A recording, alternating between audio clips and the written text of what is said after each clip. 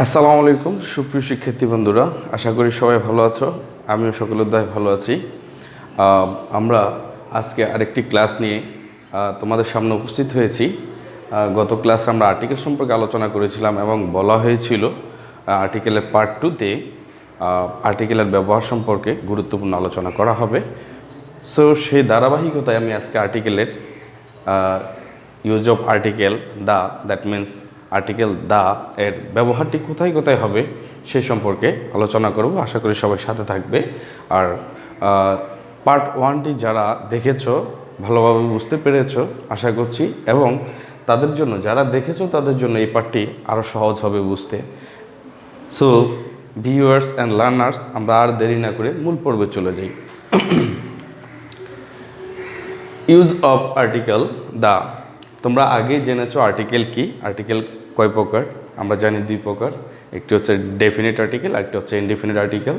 Indefinite article মানে হচ্ছে কে সংক্ষেপে ইনডিফিনিট আর্টিকেল বলে এবং দাকে সংক্ষেপে ডেফিনিট আর্টিকেল বলে। আর দা এই আর্টিকেলটি কোনো ব্যক্তি, বস্তু বা কোনো কিছুকে নির্দিষ্টভাবে বোঝাতে এই আর্টিকেল হিসেবে দা ব্যবহার করা হয়, এবং অনির্দিষ্ট কোনো ব্যক্তি, বস্তু বা কোনো কিছুকে বোঝাতে আমরা সাধারণত ইনডিফিনিট আর্টিকেল হিসাবে এ এবং এনকে ব্যবহার করে থাকি। সো ভিউয়ার্স অ্যান্ড লিসেনার্স, আমরা চলে যাচ্ছি দায়ের ব্যবহারে। আমরা প্রথম একটি নিয়ম শিখব, সেটি হচ্ছে কোনো ব্যক্তি বা বস্তুকে নির্দিষ্টভাবে বোঝাতে দা বসে। মানে কোনো ব্যক্তি বা বস্তুকে যদি আমরা নির্দিষ্টভাবে বোঝাতে চাই, সেই ব্যক্তি বা বস্তুর নামের পূর্বে আমরা আর্টিকেল হিসাবে দা ব্যবহার করব। আমি এখানে 3টি উদাহরণ রেখেছি বিষয়টি ভালোভাবে বোঝার জন্য। আমরা 1 নম্বর উদাহরণে দেখতে পাচ্ছি dash man standing in front of you is a teacher. Man মানুষ, standing in front of you তোমার সামনে যে লোকটি দাঁড়িয়ে রয়েছে, ইজ আ টিচার উনি একজন শিক্ষক। ঠিক এভাবে মনে করতে হবে যে তোমার সামনে যে লোকটি দাঁড়িয়ে রয়েছে এবং তুমি দেখতে পাচ্ছ সুনির্দিষ্ট একটি লোক, সেই লোকটিকে বোঝাতে এই যে ম্যান শব্দটির আগে এখানে আমাকে আর্টিকেল হিসাবে দা ব্যবহার করতে হবে। এখন এই ম্যানের আগে দা ব্যবহার করাতে আমি নির্দিষ্টভাবে কোনো একজন লোককে দেখিয়ে বলেছি উনি একজন টিচার। আশা করি সবাই বুঝতে পেরেছ। আমি চলে যাচ্ছি দ্বিতীয় রুলসে। দ্বিতীয়টিতে আমরা দেখতে পাচ্ছি শুরুতে শূন্যস্থান রয়েছে, তারপরে ওয়াটার রয়েছে। Water of the font is dirty. এখানে বলা হচ্ছে ওয়াটার অফ দ্য, আমরা এখানে দিস লিখতে পারি, water of this pond is dirty. পুকুরের পানি, কোনো একটা পুকুরের পানিকে যদি আমি সরাসরি দেখিয়ে বলি যে এই পানিটা দেখতে পাচ্ছি, এই পানিটা অপরিষ্কার, ময়লাচ্ছন্ন। সো এক্ষেত্রে এই ওয়াটার শব্দটির আগে আমরা আর্টিকেল হিসাবে দা ব্যবহার করব। আশা করি সবাই বুঝতে পেরেছো। এখানে দা ওয়াটার বলতে ওই যে পুকুরটি আমরা দেখেছি সেই পুকুরের পানিটাকে বোঝানো হয়েছে নির্দিষ্টভাবে, সেই জন্য ওয়াটার আগে এখানে দা ব্যবহৃত হয়েছে। আমরা 3 নম্বরে আরেকটি উদাহরণ দেখতে পাচ্ছি, I want to buy dash white pen. Okay, এখন আমাকে এই যে এখানে আর্টিকেলটি ব্যবহার করতে হবে হোয়াইট পেন। এখানে হোয়াইট পেন সাদা কলম, হোয়াইট পেন মানে সাদা কলম, এখানে আমাকে আর্টিকেল ব্যবহার করতে হবে। এখন আমার কথা হচ্ছে এখানে আমি যদি নির্দিষ্টভাবে বলি, যেমন আমার হাতে একটি হোয়াইট পেন রয়েছে, আমি যদি বলি যে আমি দেখিয়ে যদি বলি আমি ঠিক এই সাদা এই হোয়াইট পেনটি আমি কিনতে চাই, তাইলে বলতে হবে দ্য হোয়াইট পেন। আর যদি যে কোনো একটা হোয়াইট পেনের কথা বলি তাহলে সেক্ষেত্রে আমরা দা ব্যবহার করব না, সেক্ষেত্রে ব্যবহার করব আ হোয়াইট পেন। মানে আমি একটি হোয়াইট পেন কিনবো, এরকম হইতে পারে। আই ওয়ান্ট টু বাই, যেহেতু নির্দিষ্টভাবে বোঝাতে চাই বা বলতে চাই, সেক্ষেত্রে আমি এই হোয়াইট পেনটির আগে দা ব্যবহার করব। কেন ব্যবহার করব? আমি নির্দিষ্টভাবে শুধু এই সাদা পেনটি চাই, অন্য কোনো সাদা পেন আমি চাই না। সো এখানেও আমরা আর্টিকেল হিসাবে দা ব্যবহার করব। আশা করি এই বিষয়টি সবার কাছে পরিষ্কার। So I want to buy the white pen, আমি সাদা কলমটি কিনতে চাই। আশা করি টপিক্সটি সবার কাছে ক্লিয়ার। আমি চলে যাচ্ছি পরবর্তী আরেকটি গুরুত্বপূর্ণ টপিক্সে। সমগ্র শ্রেণী বা জাতিকে বোঝালে সমগ্র জাতি বা শ্রেণীকে বোঝালে সাধারণত সিঙ্গুলার কমন নাউনের পূর্বে আর্টিকেল হিসাবে ডেফিনেট আর্টিকেল হিসাবে দা ব্যবহৃত হয়। আমি আবার বলছি, সমগ্র শ্রেণী বা জাতিকে বোঝালে সিঙ্গুলার কমন নাউনের পূর্বে ডেফিনেট আর্টিকেল হিসাবে দা ব্যবহৃত হয়। সো এর আগে আমাকে বুঝতে হবে আসলে কমন নাউন কি, সিঙ্গুলার কি, সেটা আমরা অবশ্যই জানি বা পূর্ব ক্লাসগুলো থেকে আমরা জেনেছি কমন নাউন কি আর সিঙ্গুলার কি সেটাও। ওকে, যখন এই সিঙ্গুলার কমন নাউনগুলো দ্বারা কোনো শ্রেণীকে বা সমগ্র কোনো শ্রেণীকে বা জাতিকে বোঝাবে, তখন সেই সিঙ্গুলার কমন নাউনগুলোর পূর্বে ডেফিনেট আর্টিকেল হিসাবে দা ব্যবহৃত হয়। আমরা এখানে দেখতে পাচ্ছি কাউ রয়েছে। আমি গত ক্লাসটিতে মানে পার্ট 1-এ বলেছিলাম যেখানে আর্টিকেল বসাতে হয় ঠিক তারপরে কোন শব্দটি রয়েছে তার দিকে নজর রাখতে হয় এবং তার উপর নির্ভর করে এখানে আর্টিকেলটি ব্যবহৃত হয়। যেহেতু আমরা এখানে দেখতে পাচ্ছি cow is a domestic animal, আমরা জানি গরু গৃহপালিত প্রাণী। এখানে গরু বলতে সমগ্র গরুকে বোঝানো হয়েছে, যে জন্য এটি কমন নাউন এবং এই কমন নাউনের পূর্বে ডেফিনেট আর্টিকেল হিসাবে দা ব্যবহৃত হয়। আশা করি সবার কাছে বিষয়টি ক্লিয়ার। তারপরে চলে যাচ্ছি দ্বিতীয় উদাহরণটিতে। দ্বিতীয় উদাহরণটিতে আমরা দেখতে পাচ্ছি শুরুতেই শূন্যস্থান রয়েছে, তারপরে ইংলিশ আর ব্রেভ।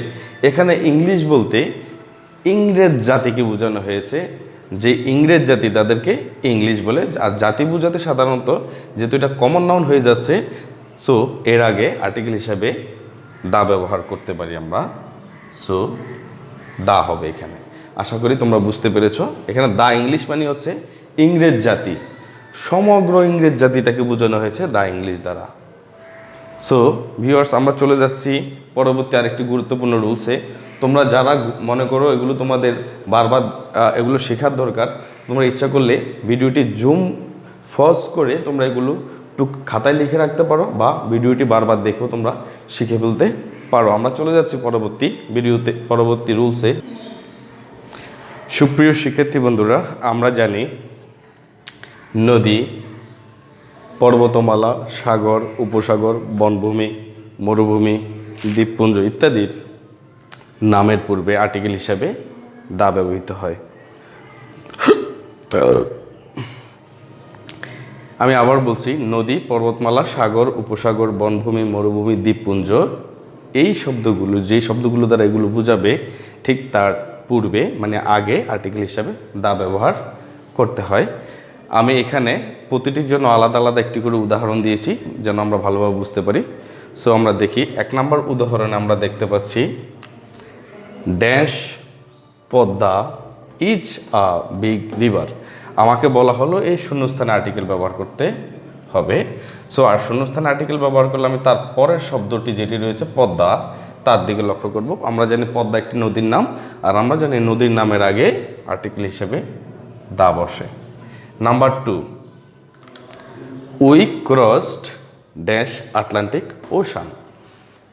এই শূন্যস্থানটিতে আমাকে আর্টিকেল ব্যবহার করতে হবে, আর আমি দেখতে পাচ্ছি শূন্যস্থানের পরে রয়েছে আটলান্টিক ওশান, মানে হচ্ছে আটলান্টিক মহাসাগর।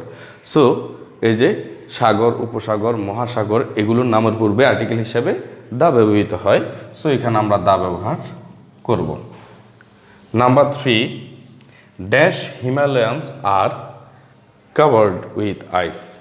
আমরা জানি পর্বতমালা, এই পর্বত বড় বড় পাহাড় পর্বত বা পর্বতমালা যেগুলো প্রসিদ্ধ নাম করা, সেগুলোর আগে আমরা আর্টিকেল হিসাবে দা ব্যবহার করি। যেহেতু হিমালয়ানস, সো তার আগে আমরা আর্টিকেল হিসাবে দা ব্যবহার করব। Number 4, dash Sahara is a desert. আমরা সবাই জানি, তোমরা সবাই জানো নিশ্চিত, যে সাহারা একটি মরুভূমির নাম, আর আমরা জানি মরুভূমির নামের পূর্বে আর্টিকেল হিসাবে দা ব্যবহৃত হয়। সো যেহেতু শূন্যস্থানের পরে সাহারা মরুভূমির নামটি রয়েছে, সো আমরা তার পূর্বে আর্টিকেল হিসাবে দা ব্যবহার করব। Number 5, dash Andamans are a group of islands.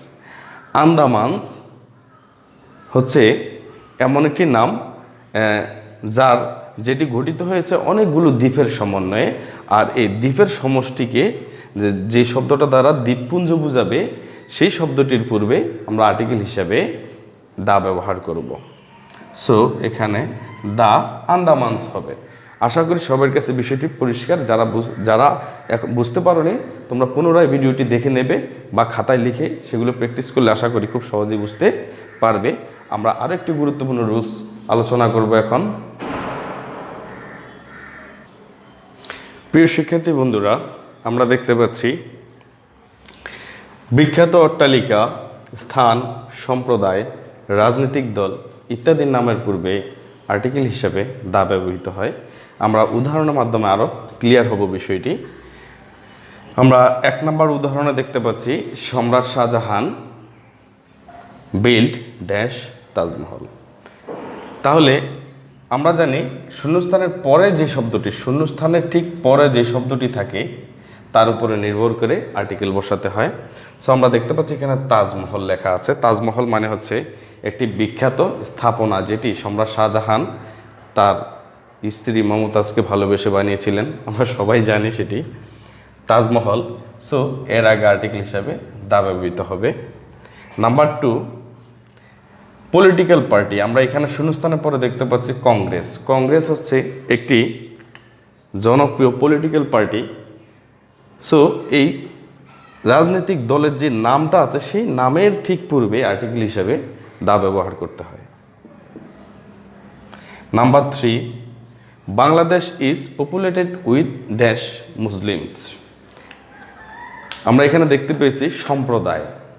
সম্প্রদায়ের নামের পূর্বে আর্টিকেল হিসাবে দা ব্যবহার করতে হয়। সো আমরা এখানে শূন্যস্থানের পরে দেখতে পাচ্ছি মুসলিমস, দ্যাট মিনস মুসলমান সম্প্রদায়কে বোঝানো হয়েছে। সো এই সম্প্রদায় যেহেতু বোঝাচ্ছে তার পূর্বে আমরা আর্টিকেল হিসাবে দা ব্যবহার করব। আশা করছি সবার কাছে বিষয়টি পরিষ্কার। আমরা আরও একটি গুরুত্বপূর্ণ বিষয় আলোচনা করব এখন।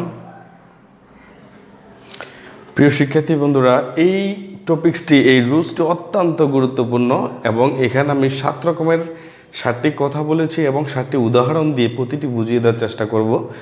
আশা করি মনোযোগ দিয়ে সবাই বিষয়টি অনুধাবন করবে। মহাকাব্য, ধর্মগ্রন্থ, সংবাদপত্র, জাহাজ, উড়োজাহাজ, ট্রেন ইত্যাদির নামের পূর্বে আর্টিকেল হিসাবে দা ব্যবহৃত হয়। আমরা উদাহরণের মাধ্যমে একটি একটি করে দেখব। নাম্বার 1, এখানে এই শূন্যস্থানটিতে আমাকে আর্টিকেল ব্যবহার করতে বলা হয়েছে। আমি দেখতে পাচ্ছি তারপরে রয়েছে শাহনামা। আমরা জানি শাহনামা একটি মহাকাব্যের নাম যেটি মহাকবি ফেরদৌসী লিখেছিলেন। সো শাহনামা যেহেতু একটি মহাকাব্য, তার নামের পূর্বে আর্টিকেল হিসাবে দা ব্যবহৃত হবে। Number 2, she recites dash holy Quran. শূন্যস্থানের পরে আমরা হোলি কোরআন ধর্মগ্রন্থ দেখতে পাচ্ছি, ধর্মগ্রন্থের নাম। সো আমরা জানি ধর্মগ্রন্থের নামের পূর্বে আর্টিকেল হিসেবে দা ব্যবহৃত হয়। সো এখানেও দা হবে। নাম্বার 3, এই শূন্যস্থানটিতে আমাকে আর্টিকেল ব্যবহার করতে হবে। তাহলে আমাকে তারপরে কি রয়েছে দেখতে হবে। আমি দেখতে পাচ্ছি এখানে অবজারভার একটি পত্রিকার নাম রয়েছে, আর আমরা জানি পত্রিকা মানে সংবাদপত্রের নামের পূর্বে আর্টিকেল হিসেবে দা ব্যবহৃত হয়। এখানে দা ব্যবহৃত হয়েছে কারণ তারপরে রয়েছে কি অবজারভার একটি পত্রিকার নাম। নাম্বার 4, এখানে আমার শূন্যস্থানের পরে এই যে শূন্যস্থান, তারপরে টাইটানিক একটি বিখ্যাত জাহাজ যেটি একটি আইসবার্গের সাথে ধাক্কা খেয়ে ডুবে গিয়েছিল। যেহেতু টাইটানিক একটি বিখ্যাত জাহাজের বড় জাহাজের নাম, সেহেতু এই টাইটানিক শব্দটির আগে আমরা আর্টিকেল হিসাবে দা ব্যবহার করব। নাম্বার 5, ড্যাশ উপকূল এক্সপ্রেস রিস্ট নোয়াখালী।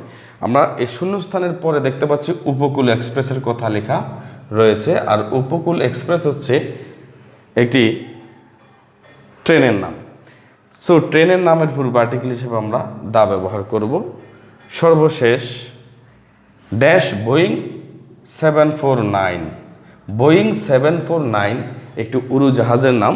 সো আমরা জানি ওই যে উড়োজাহাজের নামের পূর্বে আর্টিকেল হিসাবে দা ব্যবহৃত হবে। আশা করি এই টপিক্সটা সবার কাছে বোধগম্য হয়েছে, সবাই বুঝতে পেরেছ। আমরা আরও 2-4টি গুরুত্বপূর্ণ টপিক্সের মাধ্যমে দায়ের ব্যবহারটি শেষ দেওয়ার চেষ্টা করব। সবাই সাথে থাকবেন। সো আরেকটা রিকোয়েস্ট করে যাচ্ছি সবাইকে, যারা আমার চ্যানেলটি এখনও সাবস্ক্রাইব করেননি অবশ্যই সাবস্ক্রাইব করে নেবেন, আর যারা সাবস্ক্রাইব করে দেখছেন তাদেরকে অসংখ্য ধন্যবাদ। আর লাইক, কমেন্ট এবং শেয়ার করতে কেউ ভুলবেন না। লাইক, কমেন্ট এবং শেয়ার বা সাবস্ক্রাইবের মাধ্যমে আপনি পরবর্তী ভিডিওটি সবার আগে পেয়ে যাবেন। শিক্ষার্থী বন্ধুরা, আমরা দেখতে পাচ্ছি একক বস্তু যেমন চন্দ্র, সূর্য, পৃথিবী, দিক ইত্যাদি এগুলোর নামের পূর্বে আর্টিকেল হিসেবে দা ব্যবহৃত হয়।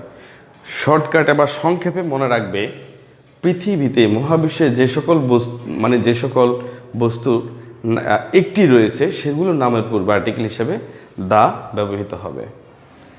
সো আমরা উদাহরণের মাধ্যমে দেখি। নাম্বার 1 আমরা দেখতে পাচ্ছি এই শূন্যস্থানটিতে আমাকে আর্টিকেল ব্যবহার করতে হবে। আর তাহলে আমাকে পরের শব্দটি কি সেটা দেখতে হবে। আমি দেখতে পাচ্ছি এখানে আর্থ লেখা রয়েছে, যেটির অর্থ হচ্ছে পৃথিবী, আর পৃথিবী একটি আমরা জানি। সো একক যে সকল বস্তু রয়েছে সেগুলোর নামের পূর্বে আর্টিকেল হিসেবে দা ব্যবহৃত হবে। নাম্বার 2তে আমরা দেখতে পাচ্ছি শূন্যস্থানের পরে সান রয়েছে, সান মানে সূর্য, যেটি একটি একক বস্তু। সো এটার আগেও আর্টিকেল হিসেবে দা ব্যবহৃত হবে। আমরা এখানে আরেকটি শূন্যস্থান দেখতে পাচ্ছি এবং শূন্যস্থানের পরে দেখতে পাচ্ছি ইস্ট মানে পূর্ব দিক, একটা দিকের নাম লেখা। সো দিকের নামের পূর্ব, যেমন পূর্ব দিক একটাই আছে আর নেই, তাই তার আগেও আমরা দা ব্যবহার করব। আশা করি সবাই বুঝতে পেরেছ। আর পরের যেই নিয়মটি আমরা দেখতে পাচ্ছি, ক্রমবাচক সংখ্যা ও তারিখের পূর্বে আর্টিকেল হিসেবে দা বসে। ক্রমবাচক সংখ্যা কি সেগুলো আমরা জানি, প্রথম, দ্বিতীয়, তৃতীয়, চতুর্থ, পঞ্চম, এই শব্দগুলো সাধারণত আসলে ক্রমবাচক সংখ্যা। আর তারিখ আমরা জানি, তারিখের পূর্বে আর্টিকেল হিসেবে দা ব্যবহৃত হবে। আমরা উদাহরণে দেখে নেই, হি স্কোরড ড্যাশ, এই যে শূন্যস্থানে আর্টিকেল ব্যবহার করতে হবে। তাহলে তারপরে কি রয়েছে আমি দেখতে পাচ্ছি একটি ক্রমবাচক সংখ্যা, আর ক্রমবাচক সংখ্যার পূর্বে আর্টিকেল হিসেবে দা ব্যবহৃত হয়। সবাই বুঝতে পেরেছ। উদাহরণ number 2, he was ব্রন on 25th, এই যে তারিখ, ডিসেম্বর মাসের 25 তারিখে 2000 সালের ডিসেম্বরের 25-এ সে জন্মগ্রহণ করেছে। সো যেহেতু তারিখ আমরা জানি, তারিখের নামের পূর্বে আর্টিকেল হিসাবে দা ব্যবহৃত হয়। আশা করি সবার কাছে বিষয়টি পরিষ্কার। আমরা আরও 2-1টি গুরুত্বপূর্ণ রুলস দেখব আজকে, তারপর শেষ দেব ইনশাল্লাহ। আমরা জানি ঐতিহাসিক ঘটনা বা সিঙ্গুলার ডেজিগনেশন বোঝায় এরকম নাউনের পূর্বে আর্টিকেল হিসাবে দা ব্যবহৃত হয়। আবার বলছি, ঐতিহাসিক ঘটনা বলতে ঐতিহাসিক কোনো ঘটনা বা কোনো যুদ্ধ বা কোনো ঘটনা, এরকম ঘটনাকে আসলে বোঝাচ্ছে। আর সিঙ্গুলার ডেজিগনেশন যেমন হেডমাস্টার, সেক্রেটারি, এই যাবতীয় কারো পদবি যদি সিঙ্গুলার হয় তাহলে সেটার পূর্বে আর্টিকেল হিসেবে দা ব্যবহৃত হয়। আমরা উদাহরণে দেখি, শি উইটনেসড, আমাকে এখানে আর্টিকেল ব্যবহার করতে হবে, সেকেন্ড ওয়ার্ল্ড ওয়ার, দ্বিতীয় বিশ্বযুদ্ধ, যেটি একটি ঐতিহাসিক ঘটনা। সো এইরকম ঐতিহাসিক ঘটনাগুলোর পূর্বে আর্টিকেল হিসাবে দা ব্যবহার করতে হবে। Number 2, dash headmaster is all in a school, এখানে হেডমাস্টার হচ্ছে স্কুল প্রধানের পদবি। সো সিঙ্গুলার পদবি বোঝালে তার পূর্বে আর্টিকেল হিসাবে দা ব্যবহৃত হবে। পরবর্তী আরেকটি টপিকস আমরা দেখতে পাচ্ছি, কোনো নাউন দ্বারা পেশা বোঝালে তার পূর্বে মানে ওই নাউনটার পূর্বে আর্টিকেল হিসাবে দা ব্যবহৃত হবে। যেমন he joined dash army, army, এখানে আর্মি দ্বারা পেশা বোঝাচ্ছে। সো এই আর্মি নাউনটির পূর্বে আর্টিকেল হিসাবে দা ব্যবহৃত হবে। আশা করি সবার কাছে বিষয়টি ক্লিয়ার। আমরা আর 1-2টি টপিকস দেখব, তারপর ইনশাল্লাহ শেষ দিব।